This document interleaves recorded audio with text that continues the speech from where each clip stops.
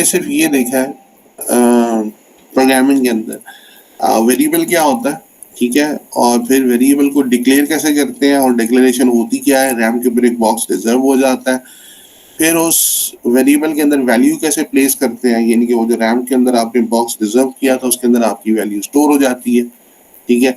फिर हमने कल ये देखा कि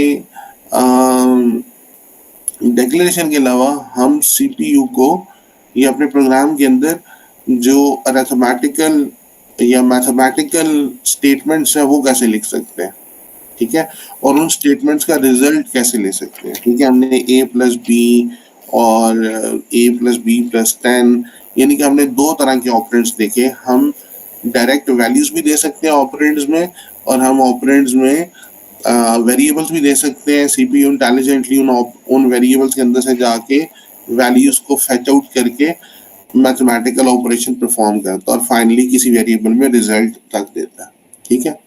आज हमें ये देखना है कि अगर जो हमने वैल्यूज वेरिएबल्स के अंदर स्टोर की थी, अगर हमने वो यूजर से इनपुट में लेनी है तो कैसे लेनी है, और फाइनली जो हमारे पास रिजल्ट आया था वो हमने अगर स्क्रीन पे प्रिंट आउट करना है तो कैसे करना है, ठीक है। तो स्टार्ट में मैंने कहा था कि प्रोग्रामिंग जो होती है उसके अंदर हमारे पास predefined set of keywords होते हैं और उनको हम यूज करते हैं as per the defined predefined syntax, ठीक है। यानी कुछ वर्ड्स हैं जिनको हम यूज करेंगे, जिनका एक स्पेसिफिक मीनिंग है जो कि प्री डिफाइंड है, कंप्यूटर उसको अंडरस्टैंड करता है, ठीक है, और उन वर्ड्स को यूज करने के लिए हम सिंटेक्स यूज करते हैं जिसको हम बोलते हैं कि ये रूल्स होते हैं, ठीक है। जैसे फॉर इंस्टेंस ये हम देख चुके हैं, मैं इंट a इक्वल 5 लिखता हूँ और फिर सेमीकोलन लगाता हूँ, तो ये इंट जो है ये प्री डिफाइंड कीवर्ड है। इसका मतलब क्या है, ये कंप्यूटर अंडरस्टैंड करता है, ठीक है। इसी तरह ये जो इक्वल का साइन है जिसको हमने असाइनमेंट ऑपरेटर बोला था, ये भी एक प्री डिफाइंड कीवर्ड है, कंप्यूटर इसको अंडरस्टैंड करता है। ये सेमीकोलन ये भी एक प्री डिफाइंड कीवर्ड है, इसका मतलब भी कंप्यूटर अंडरस्टैंड करता है कि स्टेटमेंट हमारी कंप्लीट हो गई है।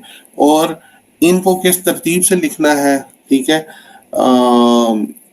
फाइनली, और सीपीयू इसको अंडरस्टैंड कर पाए कि पहले इंट लिखना है, फिर स्पेस देना है, फिर ए लिखना है, फिर इक्वल, फिर 5 या जो भी वैल्यू हमने यहाँ पे देनी है, इस पूरे को हमने सिंटेक्स का नाम दिया है, ठीक है। तो एक तरह की हमने ये स्टेटमेंट लिखी थी, सही है। तो अब हमने अगर यूजर से इनपुट लेनी है तो उसके लिए भी हमारे पास एक प्री डिफाइंड कीवर्ड है, ठीक है, बिल्कुल इंट की तरह।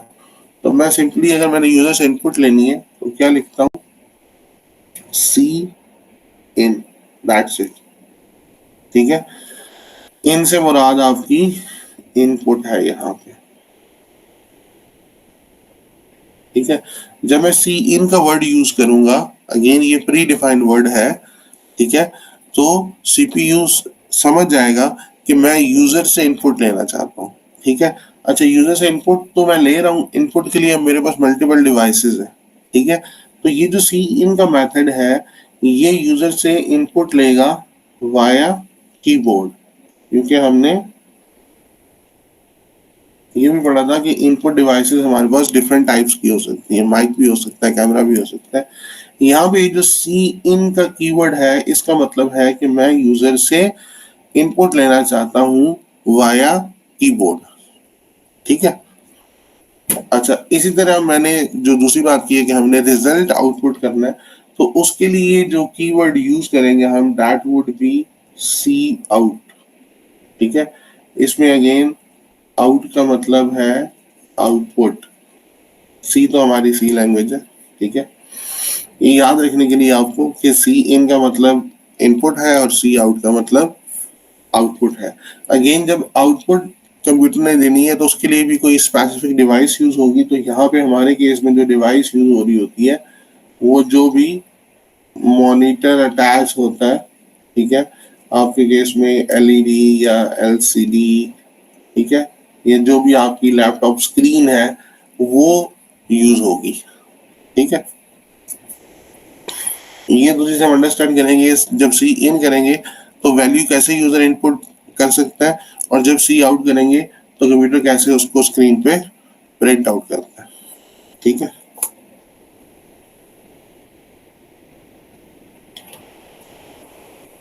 अगेन मैं एक साइड पे रैम शो करूंगा, एक साइड पे मेरा प्रोग्राम होगा। बल्कि मेरा ख्याल है आज अगर हम इसको 3 हिस्सों में डिवाइड कर लें, एक तरफ हम प्रोग्राम लिखें,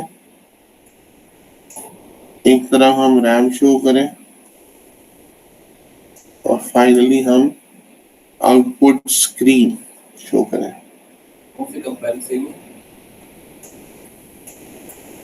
ठीक है, तो सिंपल यहाँ पे आप लोगों ने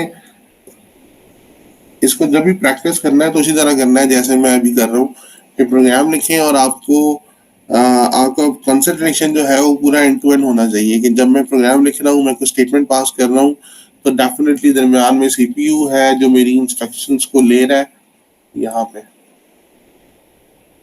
ठीक है, मेरे प्रोग्राम की एक एक इंस्ट्रक्शन सीपीयू के पास जा रही है, वो रैम पे कोई एक्शन परफॉर्म करती है। ठीक है, और फिर स्क्रीन पे मेरे पास जो भी आउटपुट आती है या जो भी चीज़ मैं प्रिंट आउट करता हूँ वो किस तरह से आती है। ठीक है, तो एंड टू एंड आपको पूरी जो अंडरस्टैंडिंग है वो होनी चाहिए। क्योंकि जो लोग अभी नए काम कर रहे हैं, तो स्टार्ट में उनको जब भी वो प्रोग्राम राइट करें तो ये तीनों चारों चीज़ें ज़हन में रखें, तो आहिस्ता आहिस्ता आपकी प्रैक्टिस हो जाएगी। फिर आपको ये उस तरह से, जैसे भी मैं हर स्टेटमेंट पे फोकस कर रहा हूँ कि सीपीयू क्या कर रहा है, रैम क्या कर रहा है, स्क्रीन पे क्या आ रहा है, फिर उस तरह से फोकस करने की जरूरत नहीं है। वो एक आपकी क्या कहते हैं काइंड ऑफ इम्प्लिसिट चीज बन जाती है। ठीक है, अच्छा अभी मैंने क्या दिया, इंट ए, साथ ही मैंने इसको वैल्यू 5 दे दी। ठीक है, तो अगेन सीपीयू के पास स्टेटमेंट की, सीपीयू ने रैंडमली हिट किया, सीपीयू ने एक बॉक्स रिजर्व कर लिया। अगेन इसका कोई फिजिकल एड्रेस होगा, उसके टेबल के अंदर एंट्री होगी, इसका नाम ए रखा जाएगा, यहाँ पे वैल्यू 5 आ जाएगी। ठीक है, अच्छा ये हमने पहले किया है। अच्छा आज मैं ये वैल्यू 5 जो है यहाँ पे डायरेक्टली नहीं देता, ये वैल्यू मैंने यूजर से लेनी है। ठीक है, थोड़ा सा इसको मैं रिवर्स करता हूँ।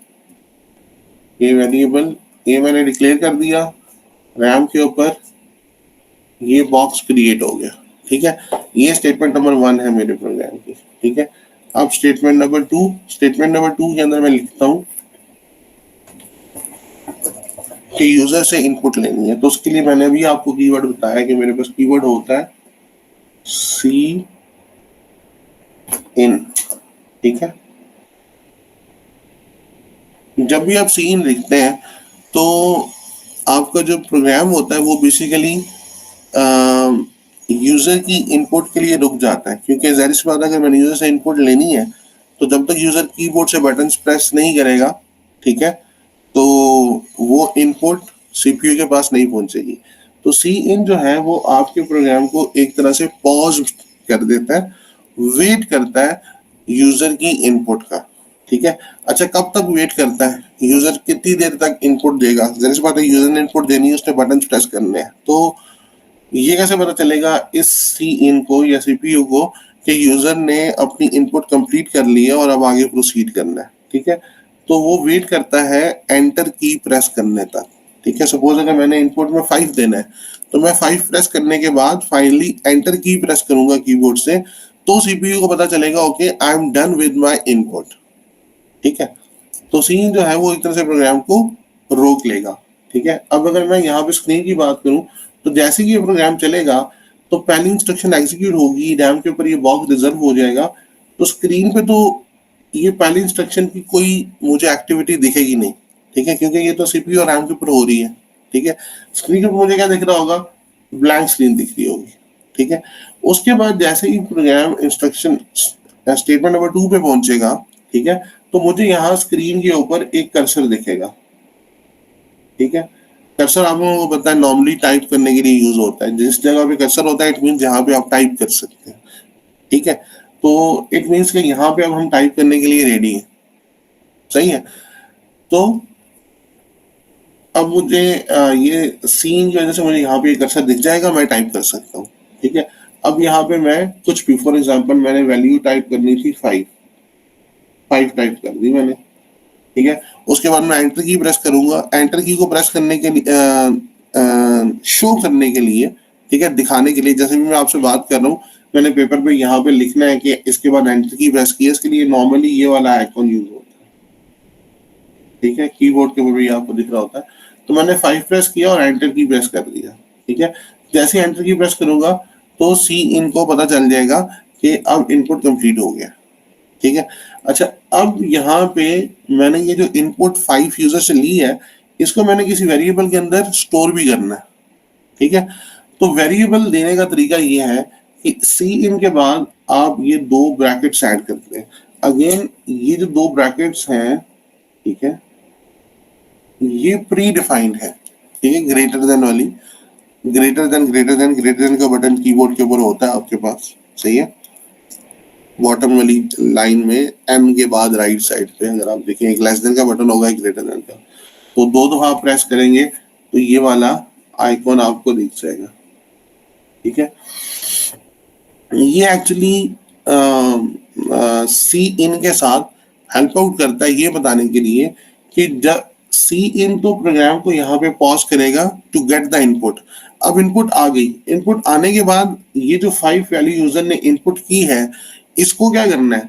तो ये सिंबल जो है, ये जो प्री डिफाइन मैं कह रहा हूँ, मेरे पास कीवर्ड है, ये बताता है कि इनपुट में जो वैल्यू आई है उसको कहाँ स्टोर करना है, ठीक है। तो इसके आगे मैं लिख सकता हूँ ए मेरे इस करंट केस में, और अब मैंने स्टेटमेंट को क्लोज कर दिया, ठीक है। तो अब ये सीन क्या करेगा, जब यहाँ स्क्रीन से यूजर 5 प्रेस करके एंटर की प्रेस करेगा तो ये 5 उठ के कहाँ आ जाएगा, वेरिएबल ए के अंदर। तो यहाँ पे इसको ये स्टोर कर देंगे, ठीक है। तो बिल्कुल सिंपल तरीके से इस इन दो कीवर्ड्स की मदद से हमने यूजर से इनपुट लेके वैल्यू को वेरिएबल के अंदर स्टोर कर दिया, ठीक है। इसी तरह मैं नेक्स्ट स्टेटमेंट में एक दूसरा वेरिएबल भी बना सकता हूँ, इंट बी, और फिर मैं लिख सकता हूँ सी इन। जैसे ही मैं सी इन लिखूंगा, अगेन मुझे बताना पड़ेगा कि इस सी इन में यूजर जो वैल्यू देगा वो कहाँ स्टोर करनी है। मैं कह देता हूँ वैल्यू बी में स्टोर करनी है, ठीक है।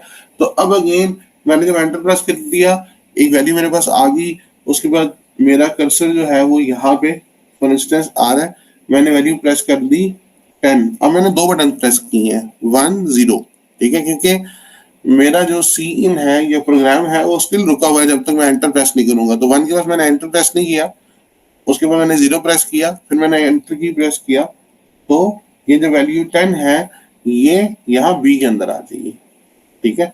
इस स्टेटमेंट की आउटपुट क्या होगी कि एक बी वेरिएबल बनेगा रैम के ऊपर, और इस स्टेटमेंट की वजह से यहाँ से यूजर ने 10 एंटर किया तो बी के अंदर 10 आ जाएगा, ठीक है। अब सपोज मैंने आगे अपने प्रोग्राम में इन दोनों को प्लस करना है, सम का प्रोग्राम है, तो मैं एक और वेरिएबल बनाऊंगा इंट, सपोज इस वेरिएबल का नाम रख दिया रिजल्ट, और इसके अंदर लिख दिया a प्लस बी, ठीक है। जब मैं a प्लस बी लिखूंगा तो आपको पता है ये राइट टू लेफ्ट एग्जीक्यूशन होगी, वो a और b की वैल्यू को यहाँ से रीड करेगा, दोनों के ऊपर ये प्लस वाला ऑपरेशन परफॉर्म करेगा।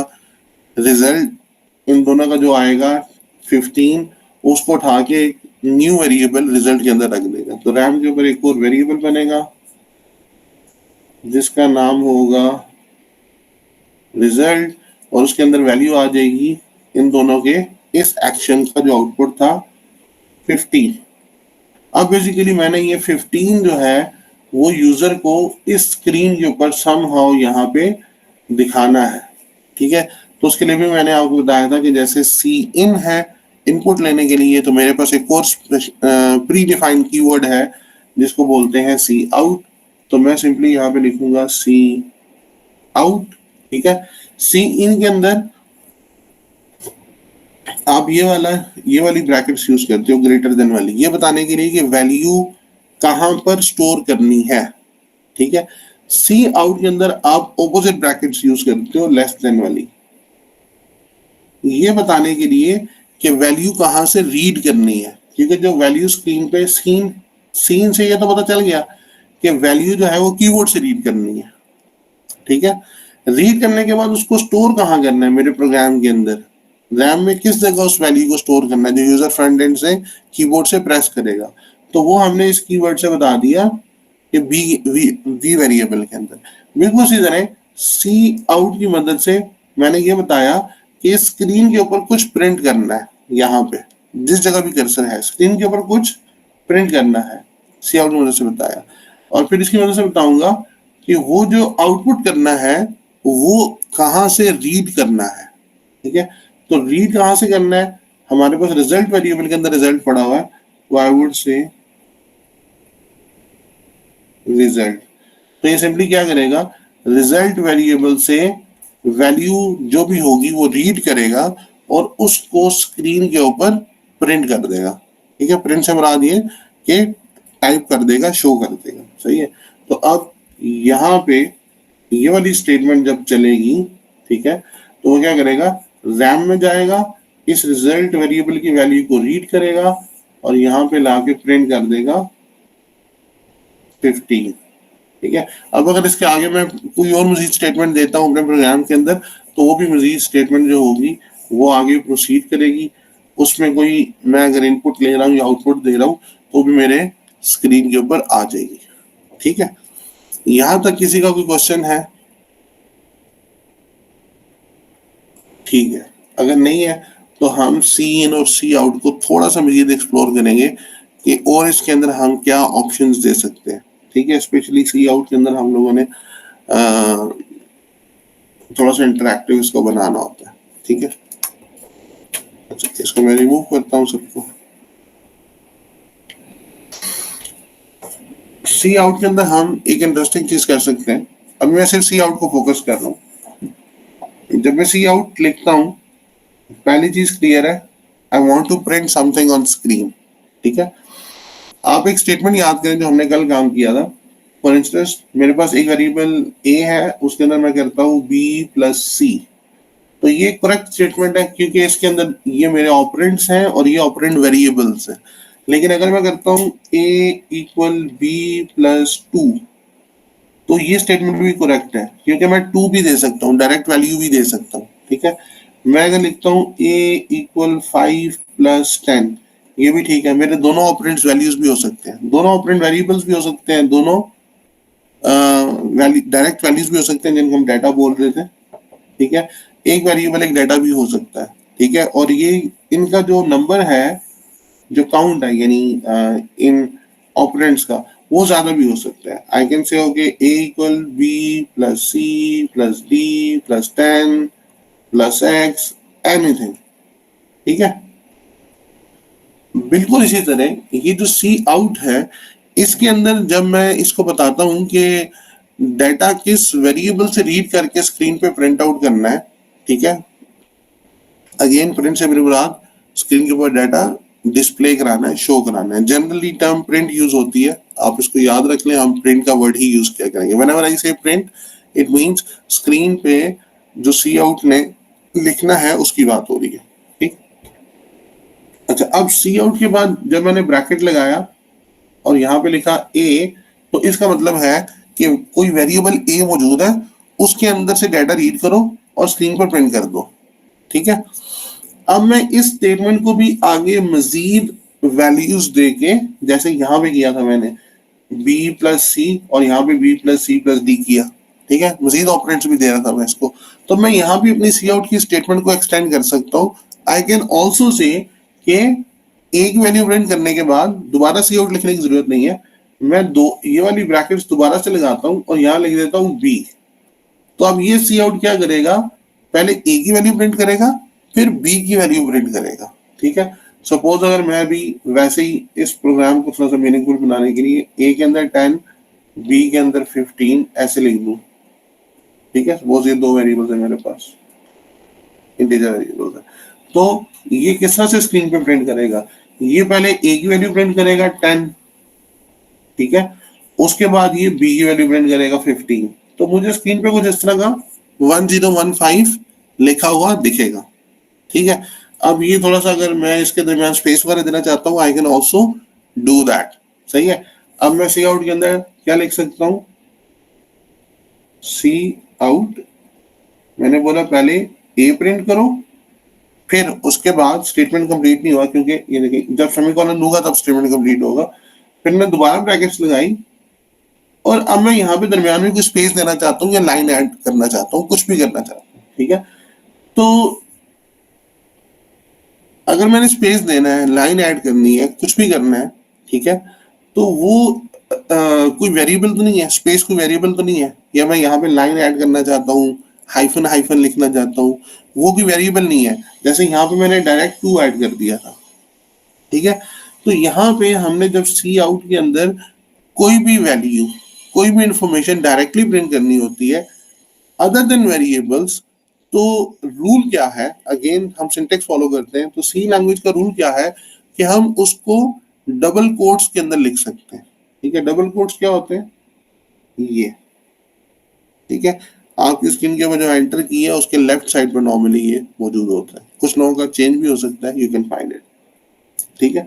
तो मैं डबल कोट्स लगा के यहाँ पे स्पेस ऐड कर सकता हूँ, यहाँ पे जो कुछ भी लिखूंगा, सपोज मैं ऐसे ये 3 हाइफन डाल देता हूँ और उसके बाद यू डबल कोट्स क्लोज कर देता हूँ, तो इट मीन्स अब मैंने इसको बता दिया कि ये वैल्यू डबल कोट्स के अंदर मैं जो भी लिखूंगा ना, सी आउट उसको एज इट इज, जैसा वो है वैसा ही स्क्रीन पे प्रिंट कर देगा, ठीक है।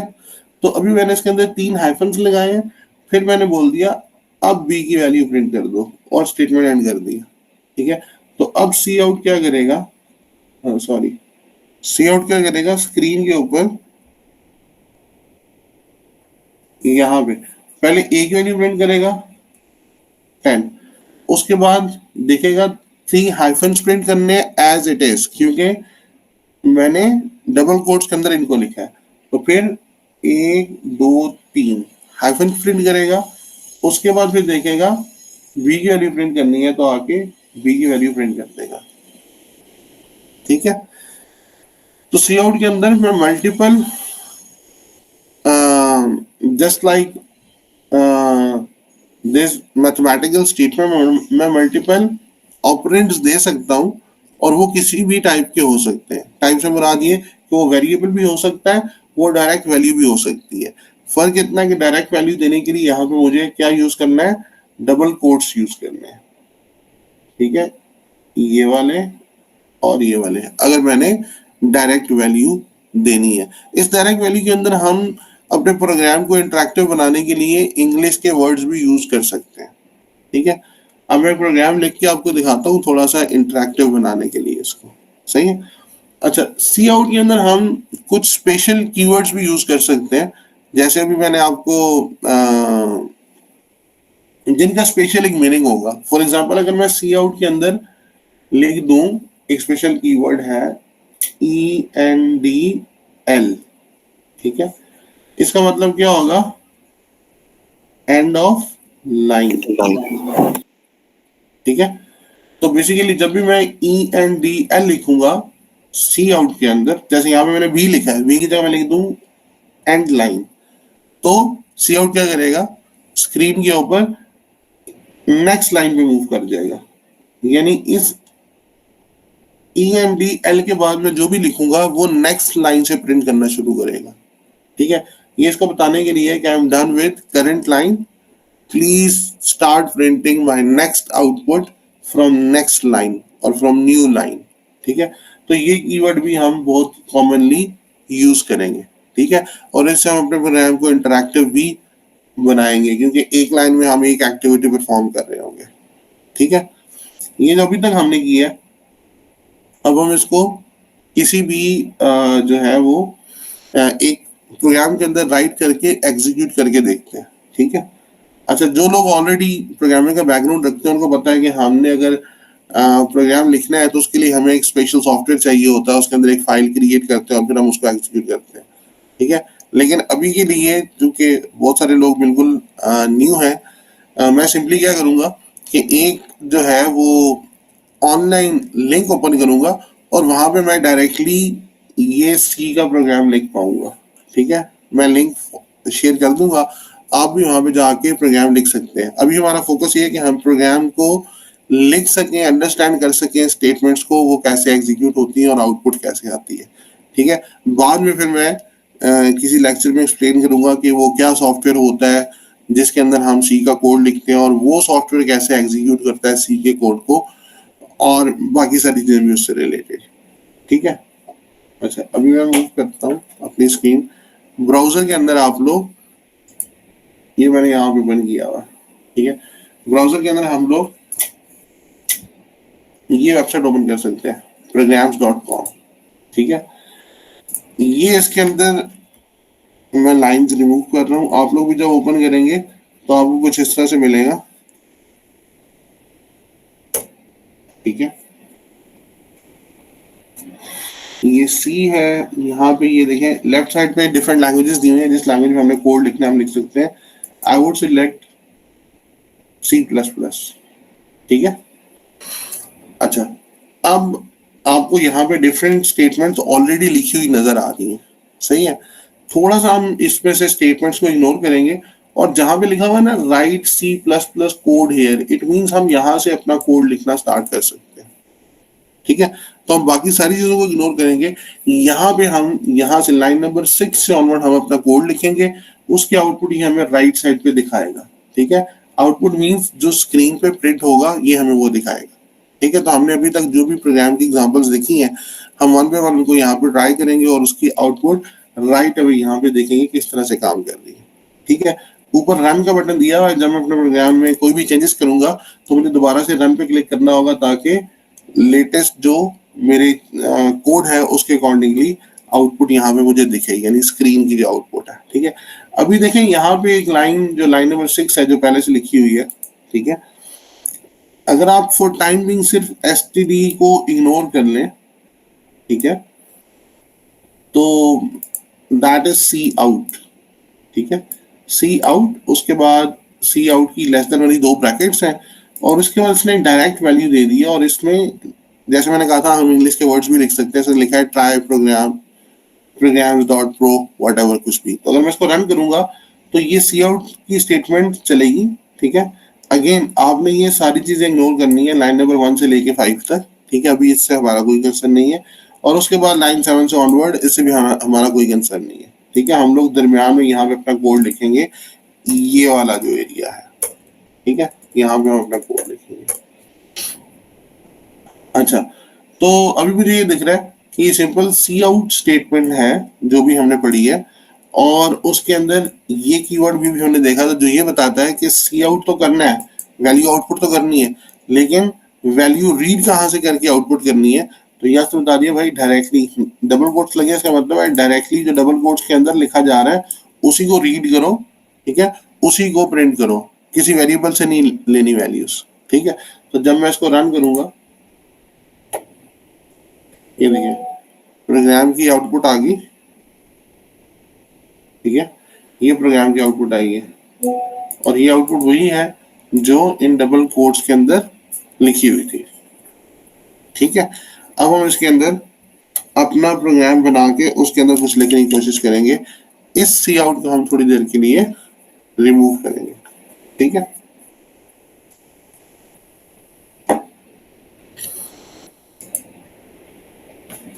इसको मैं रिमूव कर रहा हूं। अभी तक हमने जो प्रोग्राम पढ़ा उसके अंदर हमने क्या किया था, हमने वेरिएबल्स बनाए थे। मैं थोड़ा सा इसको आपको उनके लिए जूम करने की कोशिश करता हूँ। आई होप सो ये भी थोड़ा बेहतर दिख रहा होगा। अच्छा, हमने इंटीजर वेरिएबल्स क्रिएट किए थे, तो आई विल राइट यहाँ पे इंट a इक्वल्स 5, ये क्या था ना। अब यहाँ पे मुझे रैम नहीं दिखेगी, सीपीयू नहीं दिखेगा, अब ये सब मैंने खुद से ज्यूम करना है। ठीक है, और जैसे मैंने कहा प्रैक्टिस के तौर पे जब आप लोग बिगनर एज अ बिगनर काम कर रहे हैं, तो आपके जेहन में पूरा वो साइकिल चलना चाहिए कि जब मैं इंट a इक्वल 5 लिख रहा हूँ, बेसिकली एक स्टेटमेंट है, ये इंस्ट्रक्शन में ब्रेक डाउन होगी, सीपीयू उसको रीड करेगा, फिर एग्जीक्यूट करेगा, रैम के ऊपर बॉक्स रिजर्व होगा, उसका एड्रेस वगैरह होगा, एवरीथिंग। ठीक है, और फाइनली उस बॉक्स के अंदर वैल्यू 5 प्लेस हो जाएगी। ठीक है, ताकि आपको ये मेमोराइज हो जाए। बाद में ऑब्वियसली जरूरत नहीं है इसकी, लेकिन शुरू के दिनों में। अच्छा, फिर इस तरह हमने इंट बी इक्वल 10 किया अभी। ठीक है, और फिर सपोज मैं इसको सी आउट करता हूँ ए और बी की वैल्यू को। ठीक है, मैं लिखूंगा। अच्छा, अभी चूंकि मैं यहाँ पे लिख रहा हूँ तो यहाँ पे मैंने देखा था कि उससे पहले ये std कॉलन लिखा हुआ था, जिसको मैंने कहा अभी इग्नोर करें फॉर टाइम। ठीक है, सी आउट एक्चुअल स्टेटमेंट है, मैंने लिख दिया। उसके बाद मैंने ये बताया कि कहाँ से वैल्यू लेकर प्रिंट करनी है। ठीक है, अब मैं यहाँ पे थोड़ा सा इसको प्रोग्राम को इंटरेक्टिव बनाने के लिए यहाँ पे लिखता हूँ वैल्यू ऑफ ए इज। ठीक है, ये मैंने सिंपल इंग्लिश लिखी है क्योंकि मैंने बताया डबल कोट्स के अंदर मैं जो कुछ लिखता हूँ वो एज इट इज स्क्रीन पे प्रिंट हो जाता है।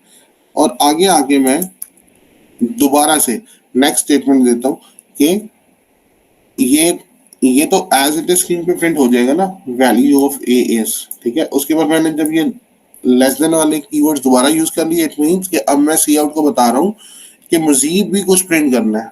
ठीक है, और वो जो मजीद प्रिंट करना है वो कहाँ से रीड करना है, वो वेरिएबल ए से रीड करना है। ठीक है, तो अब स्क्रीन पे कुछ तरह लिखा हुआ आएगा वैल्यू ऑफ ए इज, और आगे वो वैल्यू ए से रीड करके यहाँ पे प्रिंट कर देगा। ठीक है, इसी तरह मैं अगर इस स्टेटमेंट को कॉपी करता हूं, ठीक है, नीचे दूसरी स्टेटमेंट लिखता हूं और यहाँ पे लिखता हूं वैल्यू ऑफ बी इज, और यहाँ पे लिख देता हूं बी। ठीक है, तो अभी आपको थोड़ा सा एक्चुअल सिनेरियो दिख रहा होगा कि ए और बी की एक्चुअल वैल्यूज जो वेरिएबल के अंदर पड़ी हैं वो स्क्रीन पर प्रिंट होंगी। ठीक है, अच्छा, अब यहाँ पे भी क्वेश्चन है कि मैंने इसको दो स्टेटमेंट्स में क्यों लिखा है। मैं यहीं पे आगे कर सकता था ना मजीद, क्योंकि मैं तो मजीद भी प्रिंट करवाना चाहता हूँ। तो I could also say okay, जब वैल्यू ऑफ ए प्रिंट हो जाए उसके बाद दोबारा से ये लेस देन वाले कीवर्ड्स लगाऊं और बताऊं अच्छा मजीद भी प्रिंट करना है, और मजीद प्रिंट कहाँ से करना है, वैल्यू ऑफ बी इज। ठीक है, मजीद प्रिंट करने के लिए, और फिर इसी के आगे लिख देता यहाँ से बी से लेना है।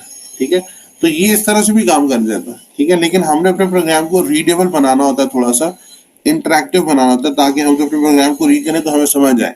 ठीक है, तो इसलिए मुझे ये लग रहा है कि अगर हम इसको ब्रेक कर लें दो स्टेटमेंट्स के अंदर इस तरह से कि एक वैल्यू प्रिंट करने के लिए मैंने एक स्टेटमेंट लिख दिया, बी की वैल्यू प्रिंट करने के लिए दूसरा स्टेटमेंट लिख दिया, तो अब ये मुझे थोड़ा अच्छा दिख रहा है। ठीक है, अच्छा, अभी मैंने ई एन डी एल वाला कीवर्ड यूज किया था, जो मैंने बताया था कि ये एक न्यू लाइन ऐड करेगा। ठीक है, तो मैं इसके बाद अगर मैं अभी यहाँ पे न्यू लाइन पे नहीं जाता तो सीपीयू क्या करेगा, इसको एक ही लाइन में प्रिंट कर देगा सारे को। ठीक है, क्योंकि मैंने इसको बताया ही नहीं है कि न्यू लाइन से भी प्रिंट करना है कुछ।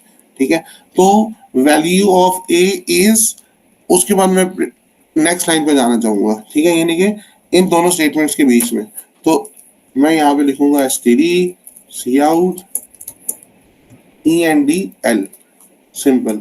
ये कीवर्ड बताएगा कि नेक्स्ट लाइन पे जंप करना है, तो ये फर्स्ट लाइन प्रिंट होगी, फिर सेकंड लाइन प्रिंट होगी, और फिर ये थर्ड लाइन प्रिंट होगी। इसको हम रन करते हैं।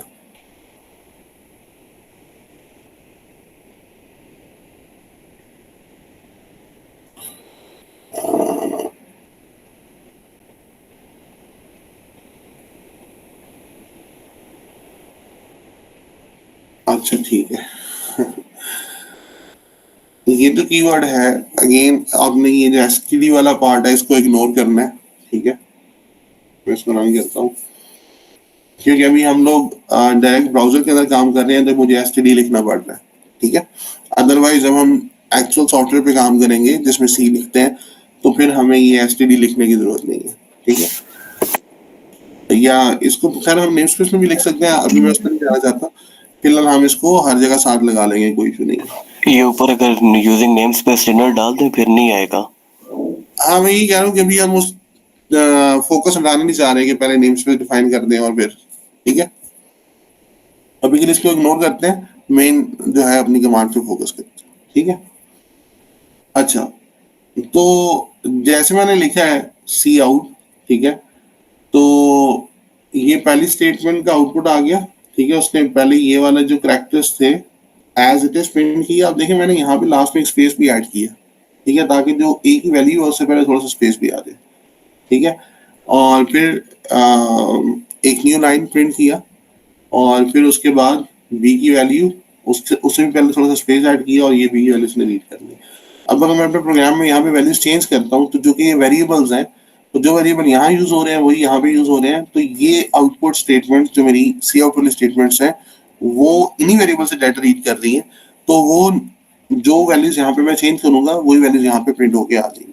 ठीक है, तो सपोज आई कैन से, अगर मैं इनको कर देता हूँ 99, ठीक है, इसको भी मैं एक बड़ा नंबर सपोज 346 दे देता हूँ और अब इसको दोबारा से रन करता हूँ।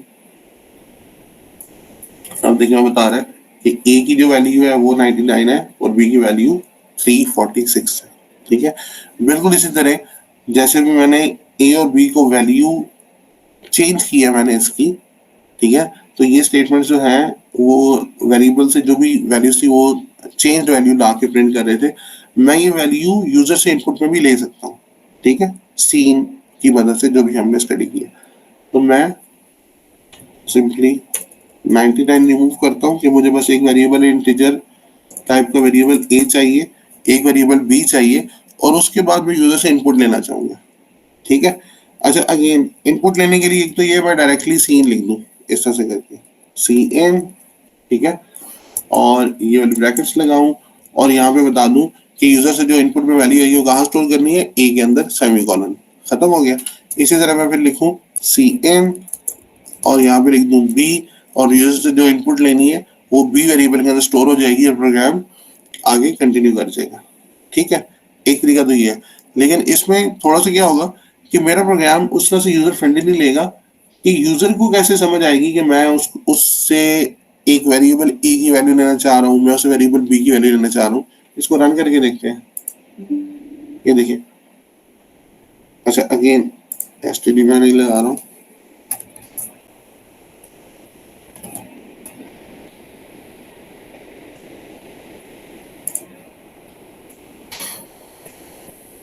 अच्छा अब देखें प्रोग्राम की आउटपुट आ गई और मुझे कुछ भी नहीं दिख रहा है यहाँ पे। ठीक है, मैंने कहा था ना कर्सर आएगा, कर्सर किसी भी शेप का हो सकता है, अभी इस तरह का आ रहा है। ठीक है, मैंने हॉरिजॉन्टल बनाया था, तो अभी कर्सर जो है ये ब्लिक कर रहा है, इट मींस के प्रोग्राम जो है वो डिमांड कर रहा है मैं कुछ टाइप करूँ। ठीक है, मैं यहाँ पे कुछ टाइप करूँ, आई कैन डू दैट। ठीक है, लेकिन कोई इंटरेक्टिवली मुझे मैसेज नहीं आ रहा प्लीज टाइप। ठीक है, तो वो हम सी आउट की मदद से पहले उन मैसेजेस को प्रिंट करवा सकते हैं। बहरहाल अभी चूंकि प्रोग्राम मेरा एग्जीक्यूट हुआ, स्टेप बाय स्टेप एग्जीक्यूट होता है, तो बेसिकली जैसे मैंने कहा था 96 से हम स्टार्ट करेंगे, तो वेरिएबल ए बना, रैम पे डिक्लेयर हो गया, जैसे मैंने कहा था बॉक्स रिजर्व हुआ, सारी स्टोरी हुई। उसके बाद बी के लिए भी सेम स्टोरी हुआ। ठीक है, ए पे कुछ नहीं कर रहे, ये जो लाइन नंबर 9 है इसने प्रोग्राम के एग्जीक्यूशन को पॉज किया और मुझे यहाँ पे ये कर्सर दिख रहा है ताकि मैं कुछ वैल्यू टाइप कर सकूं। अब जब तक मैं वैल्यू टाइप करके एंटर की प्रेस नहीं करूंगा प्रोग्राम आगे नहीं जाएगा। ठीक है, तो यहाँ पे हम कुछ टाइप कर लेते हैं, सपोज 10। अच्छा रन करता हूँ इसको, मैंने यहाँ पे 10 टाइप कर लिया। अब जब मैं एंटर की प्रेस करूंगा तो प्रोग्राम आगे जाएगा। अब देखिए मैंने एंटर की प्रेस किया तो वो नेक्स्ट लाइन पे चला गया, यानी कि मेरा प्रोग्राम जो लाइन नंबर 9 एग्जीक्यूट की उसके आउटपुट में यहाँ पे रुक गया। मैंने वैल्यू एंटर कर दी, वो वैल्यू कहाँ चली गई, वेरिएबल ए के अंदर। ठीक है, उसके बाद नेक्स्ट लाइन एग्जीक्यूट हुई जो कि लाइन नंबर 10 थी। ठीक है, उसमें फिर सी इन लगा हुआ था, तो प्रोग्राम फिर यहाँ पे आप देखिए कर्सर ब्लिंक कर रहा है और प्रोग्राम रुका हुआ है क्योंकि प्रोग्राम अगेन सी इन की वजह से मुझे अलाउ करता है कि मैं कुछ यहाँ पे टाइप करूँ, और जब तक मैं दोबारा कुछ टाइप करके एंटर की प्रेस नहीं करूंगा तो वो आगे नहीं जाएगा। ठीक है, सी इन यही काम करता है। ठीक है, तो मैं यहाँ पे वैल्यू 15 टाइप करता हूँ और एंटर प्रेस कर देता हूँ। ठीक है, अब जब मैंने एंटर प्रेस कर दिया तो प्रोग्राम आगे चला, लाइन नंबर 12 चली, लाइन नंबर 12 पे सी आउट लिखा हुआ था। सी आउट के अंदर ये जो स्टेटमेंट थी इसने ये वाली पूरी statement as it is print कर दी, और उसके बाद ये जो वेरिएबल ए हमने दिया हुआ था इसने वेरिएबल ए के अंदर से वैल्यू को रीड किया और प्रिंट किया। इसी तरह फिर आगे नेक्स्ट लाइन चली, उसने प्रोग्राम को नेक्स्ट लाइन में मूव किया, और फिर उसके बाद ये वाली लाइन चली, उसने वैल्यू ऑफ बी इज ये प्रिंट किया, और फिर बी की वैल्यू रैम से लेके उसने प्रिंट आउट की जो कि 15 मैंने एंटर की थी, तो यहाँ पे 15 आ गया। तो इस तरह से हम वेरिएबल के अंदर वैल्यू स्टोर करवा सकते हैं सी इन की मदद से, और फिर सी आउट की मदद से हम वैल्यूज रीड करके स्क्रीन पर प्रिंट आउट करवा सकते हैं। ठीक है, अब फाइनली एक चीज और करेंगे कि ये जो सी आउट स्टेटमेंट्स हैं, ठीक है, जैसे मैंने अभी जिक्र किया था कि यहाँ पे ये सी आउट स्टेटमेंट के डिफरेंट ऑपरेंड्स हैं। ठीक है, तो ऑपरेंड्स जो है वो हम लोग पहले देख चुके हैं। वो एक वेरिएबल भी हो सकता है, वो एक डायरेक्ट वैल्यू भी हो सकती है, या वो कोई एक्सप्रेशन भी हो सकता है। जैसे हमने कल देखा था, फॉर इंस्टेंस हमने बनाया था int c equals to a plus b plus 10 plus a। ठीक है, तो अगर आप देखें तो ये जो स्टेटमेंट है इसके अंदर एक ऑपरेंड a है, उसके बाद प्लस एक ऑपरेटर है, उसके बाद अब दूसरा ऑपरेंड आना चाहिए ना, तो दूसरा ऑपरेंड ये कंप्लीट हुआ ना ए के लिए। ठीक है, तो यू कैन से दैट कि ये जो ए है इसके लिए एक्शन क्या है, ऑपरेटर प्लस है, और दूसरा ऑपरेंड क्या है, ठीक है, इस पूरी इंस्ट्रक्शन के लिए दूसरा ऑपरेंड ये पूरा एक्सप्रेशन है।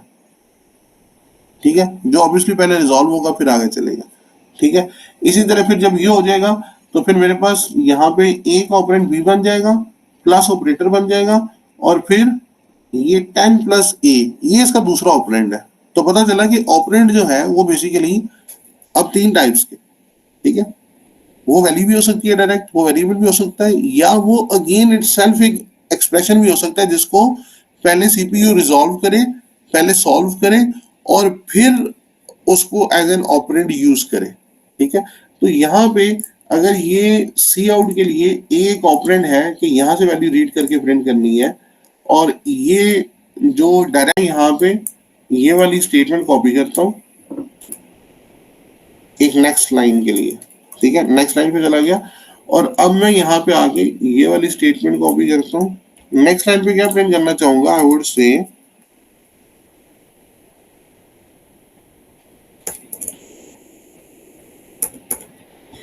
a plus B equals to. ठीक है, और यहाँ पे यानी कि जब ये सी आउट स्टेटमेंट चलेगी पहले लिखा आएगा a plus B equals to. ठीक है, उसके बाद मैंने दोबारा ये लेस देन वाले सिंबल्स यूज किए, तो इट मींस अब मैं मजीद किसी और सोर्स से डाटा प्रिंट करवाना चाहता हूँ। ठीक है, वो सोर्स क्या है, अब वो सोर्स ना वेरिएबल है ना डायरेक्ट वैल्यू है, बल्कि वो एक एक्सप्रेशन है। ठीक है, और वो एक्सप्रेशन क्या होगा, a प्लस बी। ठीक है, यानी कि चला गया, यानी कि वो सी आउट को ये वाला ऑपरेंड देने से पहले इसको पहले सॉल्व करेगा। ठीक है, इसको पहले एग्जीक्यूट करेगा, इसकी जो आउटपुट आएगी वो एज एन ऑपरेंड यहाँ पे सी आउट के लिए यूज होगी, और वो फिर स्क्रीन के ऊपर प्रिंट होगी। अब इसको रन करते हैं। अगेन पहली वैल्यू मुझे देनी है ए वाली, मैंने एंटर कर दी फॉर एग्जाम्पल 2, फिर दूसरी वैल्यू देनी है, मैंने एंटर कर दी 4, फिर मैंने एंटर किया, प्रोग्राम आगे एग्जीक्यूट हुआ। ये वाली लाइंस हमने ऑलरेडी देख ली है, स्क्रीन के ऊपर प्रिंट हुई है। इस लाइन को देखते हैं।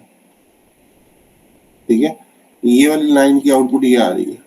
ठीक है, a प्लस बी मैंने a plus B equal to यहाँ पे मैंने एज इट इज लिखा था, एज इट इज आ गया। आगे जो a प्लस बी था ये एक एक्सप्रेशन था, इसको सीपीयू ने पहले सॉल्व किया, उसकी जो आउटपुट आई 6, यानी इसने a प्लस बी था ना, पहले a की वैल्यू ली 2, फिर b की वैल्यू ली 4, उस पर एक्शन परफॉर्म किया प्लस, और फिर जो आउटपुट आई वो यहाँ पे प्रिंट कर दी, क्योंकि ये सिंबल यही बताता ना कि किस सोर्स से कहाँ से डाटा लेके प्रिंट करना है।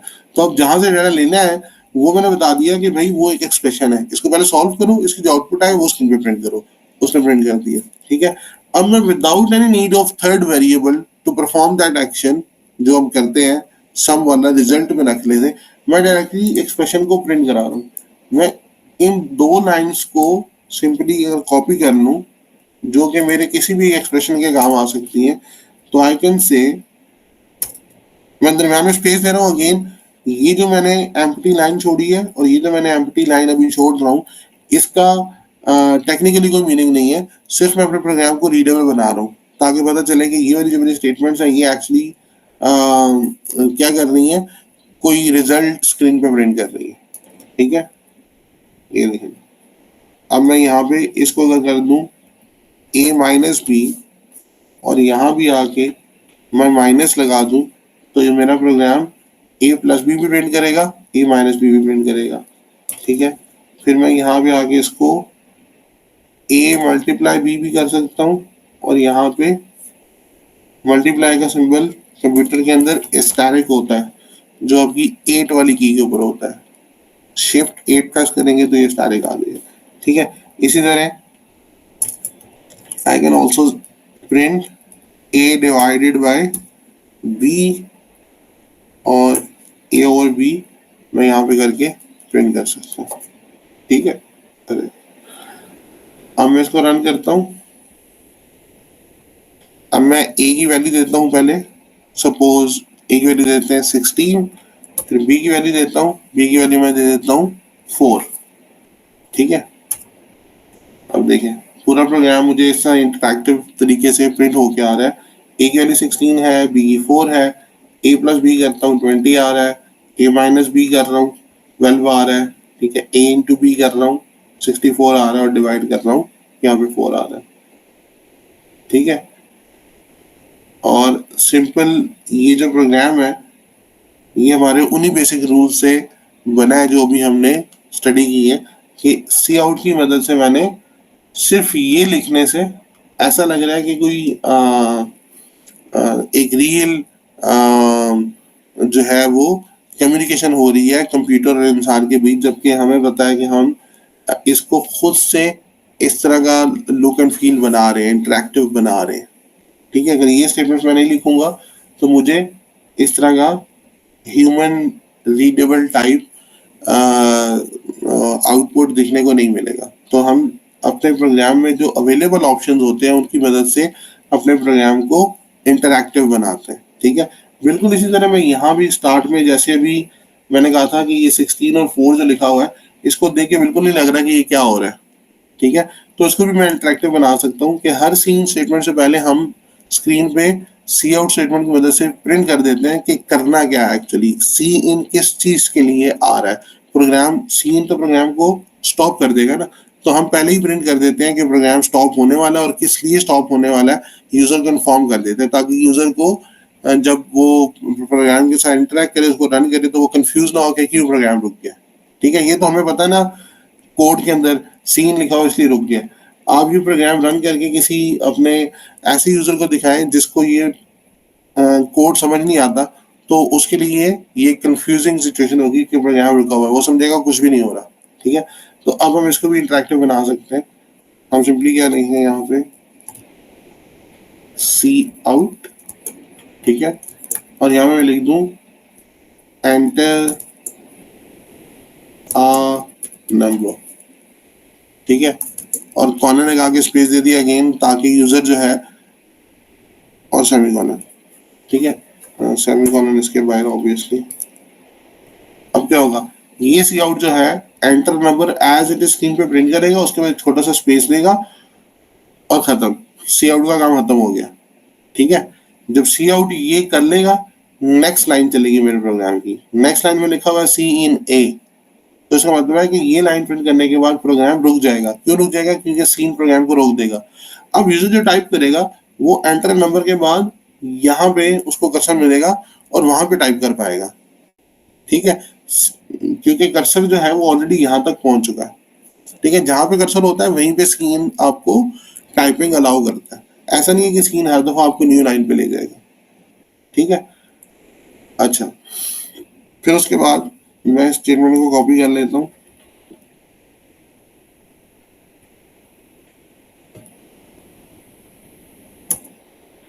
अगेन थोड़ा सा प्रोग्राम को रीडेबल करने के लिए वो दो स्टेटमेंट मैंने अलग छोड़ दी, स्पेस दिया, उसके बाद ये दो स्टेटमेंट अलग कर दी, एंटर एंड अदर नंबर, ठीक है। अब इसको प्रॉपरली दिख रहा है कि सॉफ्टवेयर मेरे से डिमांड कर रहा है कि मैं कोई और नंबर भी एंटर करूं, ठीक है। तो फिर अब ये जो दूसरा नंबर एंटर होगा वो बी के अंदर जाकर स्टोर हो जाएगा, ठीक है। इसको रन करते हैं। अब देखें प्रोग्राम इंटरेक्टिव हो गया। कौन से पूछ रहा है एक नंबर एंटर करें, अब उससे ओके 18, फिर उसके बाद बल्कि इन मैं 16 ही करता हूँ या 20 कर लें, तो इस तरह का नंबर जो प्रॉपरली इंटीजर्स में सेट हो जाए। 20 मैंने एंटर कर दिया, उसके बाद सेकंड नंबर मैंने 4 एंटर कर दिया। अब वो सारे ऑपरेशंस परफॉर्म होकर मुझे बता रहा है कि ए की वैल्यू 20 है, बी की वैल्यू आपने 4 दी है, ठीक है, और उसके बाद वो सारे ऑपरेशन परफॉर्म करके मुझे आउटपुट्स दिखा रहा है, ठीक है। तो अब प्रोग्राम मेरा मुझे इंटरेक्टिव हो गया। इस प्रोग्राम के स्टार्ट में आप एक स्टेटमेंट और भी प्रिंट कर सकते हैं, जैसे भी एंटर नंबर लिखा हुआ है, इससे पहले आप यूजर को बताने के लिए, एंड यूजर को बताने के लिए कि नंबर क्यों एंटर करना है, कुछ और स्टेटमेंट में लिख सकते हैं, ठीक है। आप लिख सकते हैं this program will perform arithmetical operations on 2 numbers, please enter first number, please enter second number, ठीक है। तो वो ज्यादा इंटरेक्टिव हो जाएगा। तो इस तरह से हमारा जो हम प्रोग्राम लिखते हैं जिससे जो एंड यूजर है उसको फ्रेंडली फील हो। आपने ये कंसिडर नहीं करना कभी भी कि आप कोड लिख रहे हैं और उसकी वजह से आपको आउटपुट दिख रही है, नहीं, आप ये समझेंगे कोड आप लिख रहे हैं और उसके बाद जो प्रोग्राम की आउटपुट है वो किसी एंड यूजर ने, लेमैन यूजर ने यूज करनी है, ठीक है। बस इसकी हम प्रैक्टिस करेंगे थोड़ी सी और फिर आगे मूव करेंगे। किसी का क्वेश्चन है तो पूछ सकते हैं।